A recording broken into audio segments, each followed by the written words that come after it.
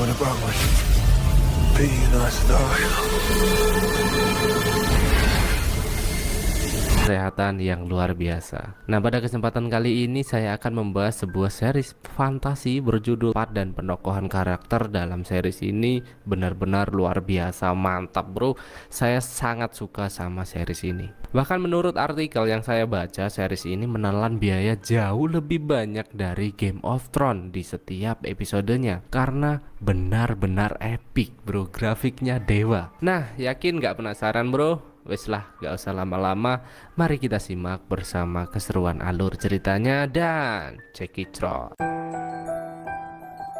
Sejak berpuluh-puluh tahun yang lalu, Sang Kegelapan sudah membuat keselamatan dunia terancam, dan hanya manusia titisan nagalah yang dapat menghentikannya. Kaum Aes Sedai atau kaum penyihir yang bertanggung jawab penuh menjaga keselamatan dunia pun berjuang keras untuk memulihkan keadaan. Sehingga Moiraine Sedai dan Mandragon pengikut setianya mulai bersiap mencari sosok yang telah lama diramalkan. Tak banyak informasi, namun yang pasti titisan naga telah lahir dan mulai beranjak dewasa, sehingga mereka harus segera menemukannya sebelum Sang Kegelapan benar-benar menghancurkan dunia. Di awal film kita diperlihatkan dengan segerombolan manusia berjubah merah yang tengah terus melarikan diri. Hingga setibanya di sebuah perbukitan, wanita itu langsung mengeluarkan ulti dan We can't die like this. This power. Please. No.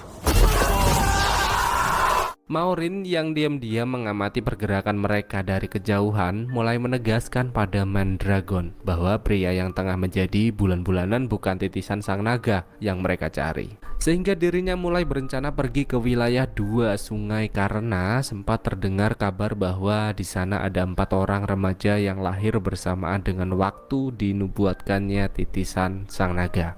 Seketika kita pun langsung dibawa ke wilayah dua sungai, di mana pada saat ini seorang gadis bernama Egwene dianggap mempunyai bakat khusus dan akan diangkat sebagai Bastari. Bastari sendiri merupakan wanita berkemampuan khusus yang dituntut untuk menjaga keselamatan dan kenyamanan wilayah dua sungai, atau sekarang itu namanya Satpam. Nyave selaku senior pun mulai mengepang rambut Egwene sebagai tanda kehormatan, dan tak lupa juga mendorongnya ke arus yang sangat deras sebagai salah satu ujian yang harus dilewati. Dan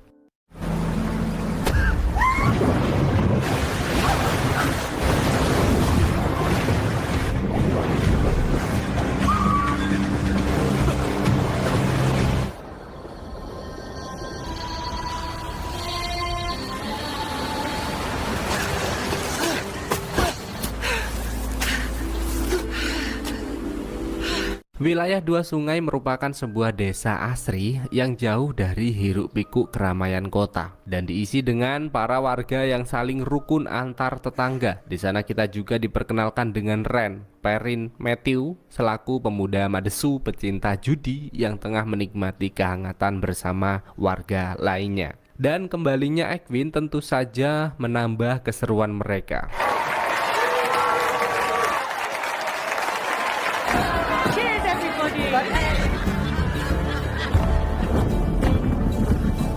Hingga perhatian mulai terpecah ketika Mandragon dan Moiraine memutuskan singgah untuk beristirahat di tempat ini. Tentu saja para penduduk dua sungai sangat terkejut karena mereka sama sekali tak menyangka tempat kumuh ini akan menjadi persinggahan Aes Sedai yang dikenal mempunyai kemampuan luar biasa, saking luar biasanya bisa mendamaikan sebuah perang dunia. Lain dari hal itu, Egwene dan Ren tak terlalu menghiraukan kedatangan mereka karena sepasang kekasih muda ini merasa waktu akan lebih bermanfaat jika dihabiskan untuk menikmati kehangatan yang sempat tertunda.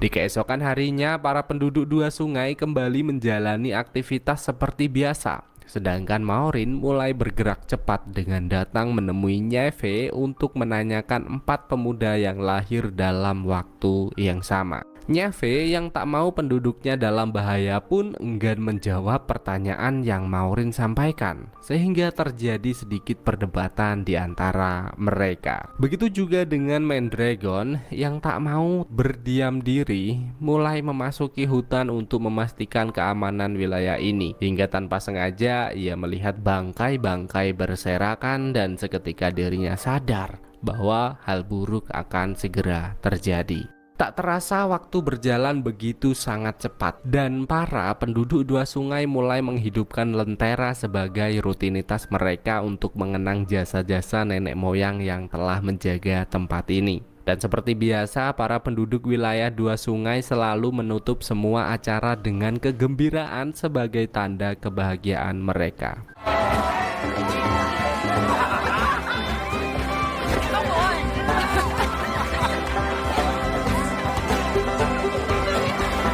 Suasana berlangsung begitu pecah, tak ada raut wajah kesedihan yang terpancar saat ini. Hingga tiba-tiba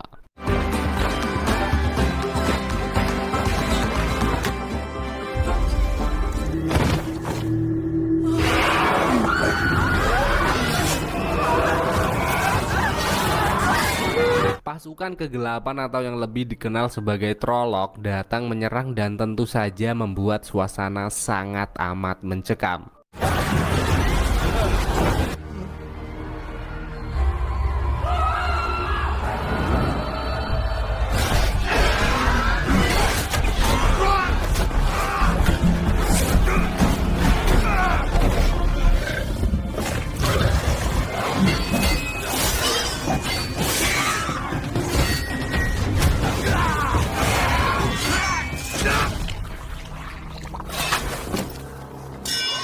Sementara itu, Perrin yang tengah berusaha melindungi kekasihnya juga harus menghadapi satu monster meresahkan ini. Namun siapa sangka ambisi yang sangat besar malah membuatnya tak dapat mengontrol diri dan tanpa sengaja menancapkan kapak besar ke tubuh Layla, yang tentu saja membuatnya sangat bahagia.